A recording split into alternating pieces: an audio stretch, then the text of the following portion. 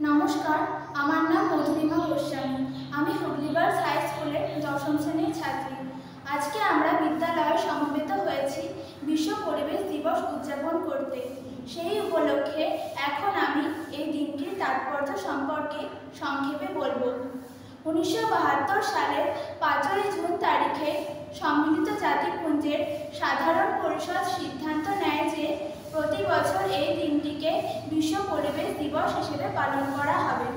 সেহেতু পরের বছর 1973 সালের 5ই জুন সুইডেনের স্টকহোমে সম্মিলিত জাতিপুঞ্জের উদ্যোগে প্রথম বিশ্ব পরিবেশ দিবস পালন করা হয়।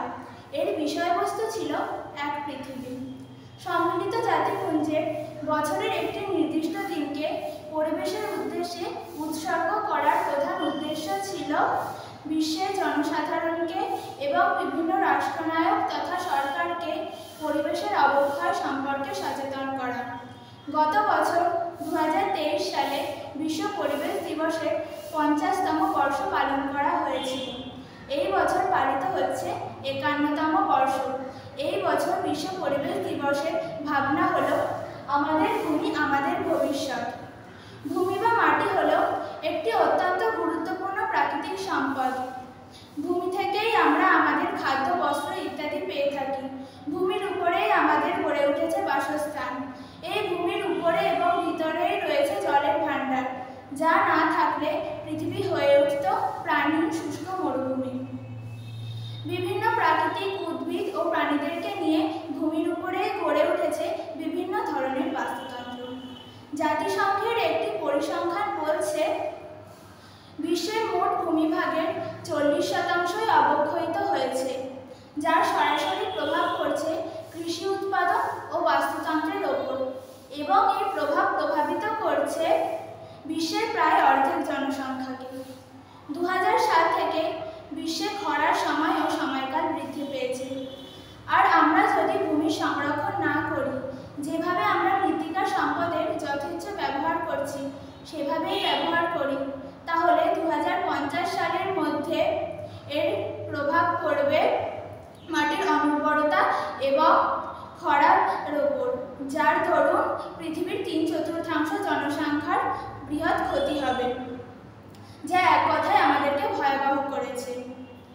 আমাদের ভূমি আমাদের ভবিষ্যৎ, এই স্লোগানটি আমাদেরকে সচেতন করায় ভূমির পুনরুদ্ধার, ভূমির সংরক্ষণ এবং মরুকরণ প্রতিরোধের ব্যাপারে। এই বছর সৌদি আরবের রিয়াদে বিশ্ব পরিবেশ দিবস উদযাপনের মূল অনুষ্ঠানটি অনুষ্ঠিত হচ্ছে,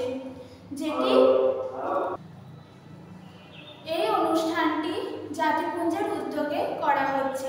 তার সাথে সারা বিশ্ব জুড়ে বিভিন্ন সরকারি, বেসরকারি প্রতিষ্ঠান, স্কুল, কলেজ ইত্যাদিতেও এই দিনটি পালন করা হচ্ছে পরিবেশের সংরক্ষণে সচেতনতা বৃদ্ধিতে।